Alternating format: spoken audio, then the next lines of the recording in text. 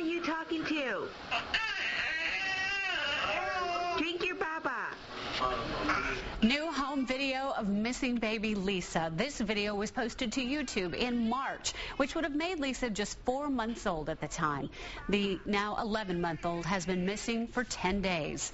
We're following 2 new developments in the case closely today. First, we begin with a search that wrapped up earlier this afternoon. KCTV5's Heather Staggers is live outside of the family home on Lister with details. Heather?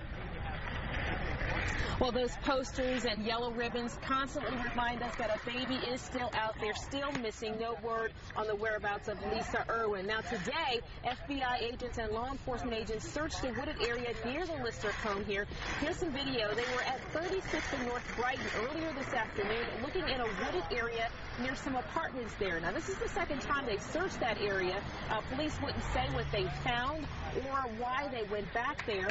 We do know that they were there this afternoon searching, as well as other law enforcement agents. Now, they've searched areas around the home before. They've even crossed state lines to Johnson County to search a landfill there, but we have not heard any information or any clues as to what they found. Still, the neighborhood, still the city, even the nation await to hear any leads from police about the whereabouts of baby Lisa.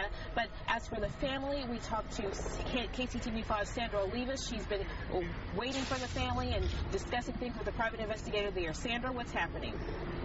Well, for several days now, baby Lisa's parents have refused to talk to local media. But today, they decided to speak one-on-one with the private detective. What was odd about that is that important conversation happened in plain view in the backyard of this house.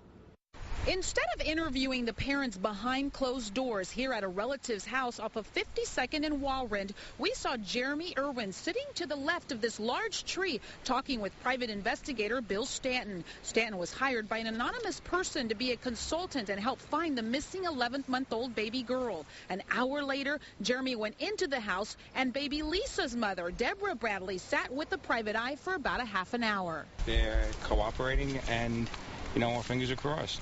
And I just want to, again, say the exemplary work the Kansas City Police Department is doing.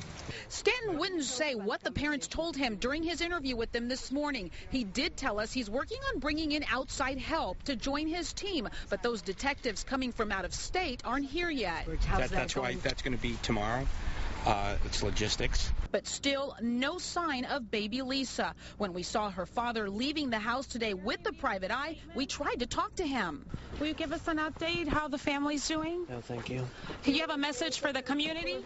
We asked Stanton why the family is refusing to speak to local media. He explained part of the reason is because this surveillance video of Deborah at the supermarket with this man the day the baby vanished was twisted into something that it wasn't. While most of the journalists here are doing a really good job, sometimes things could get spun. As we all know, we've all heard about that guy in the video. It was the boyfriend, it was the lover, it was the brother. Now, Stanton told us that tomorrow at 3 o'clock there will be a news conference in front of the house where baby Lisa disappeared. He told us that the parents may be speaking at that news conference. And, of course, we will be there to cover it for you. Reporting live here at 52nd and Walrand in Kansas City, Missouri, I'm Sandra Olivas for KCTV5 News. All right, Sandra and Heather, thank you both. For some, this case brings back awful memories of Precious Doe that haunted the city for years. Precious Doe, who was found murdered in a wooded area, was later identified as Erica Green.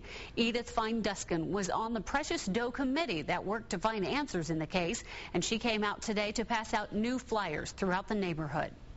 We want to help, like I said, we worked so long on Erica's case that we can do this and help bring baby Lisa home alive.